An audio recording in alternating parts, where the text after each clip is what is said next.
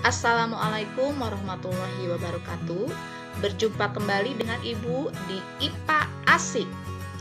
Semangat pagi semuanya. Mudah-mudahan tetap semangat belajarnya meskipun masih di rumah.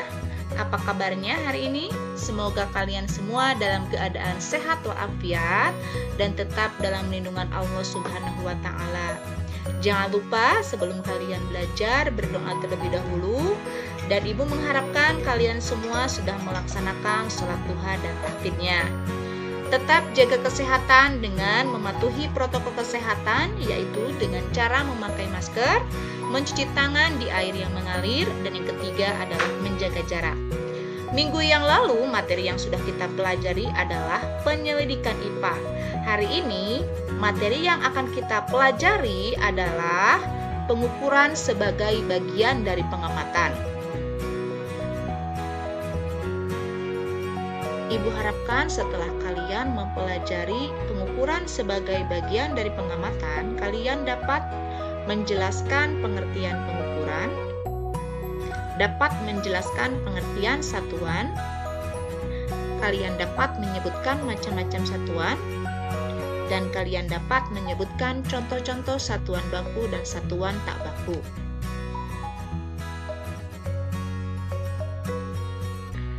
Pada materi ini, kita akan belajar dan melakukan berbagai kegiatan pengukuran dengan menggunakan alat ukur yang sesuai.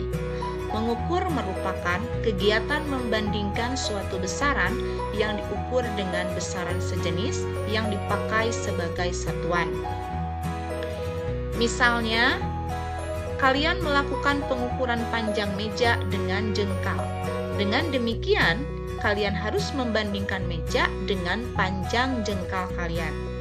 Jengkal digunakan sebagai satuan pengukuran. Jadi, hasil pengukurannya yaitu panjang meja sama dengan 6 jengkal. Jengkal di sana digunakan sebagai satuan. Satuan adalah pembanding yang digunakan dalam pengukuran suatu besaran. Pertanyaannya adalah, apakah hasil pengukuran panjang meja akan sama tidak dengan hasil pengukuran teman kalian? Tentunya tidak kan? Nah, alasannya nanti bisa kalian jelaskan di pertanyaan atau kuis.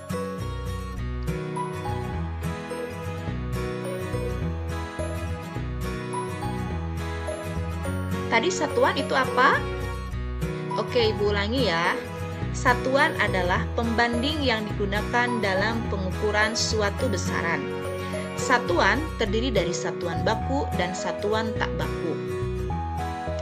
Satuan baku merupakan satuan yang bila digunakan untuk mengukur, hasil pengukurannya selalu tetap untuk semua orang. Kalian pernah mendengar satuan sentimeter, kilogram, dan detik? Satuan-satuan tersebut merupakan contoh dari satuan baku dalam sistem internasional.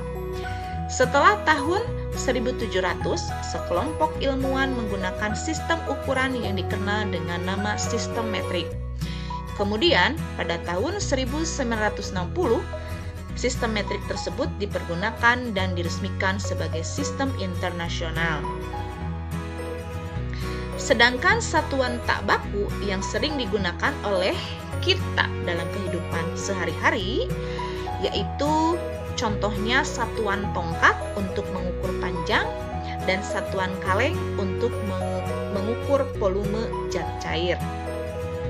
Nah, selain dari satuan tongkat dan satuan kaleng, apakah ada contoh yang lain yang termasuk ke dalam satuan tak baku?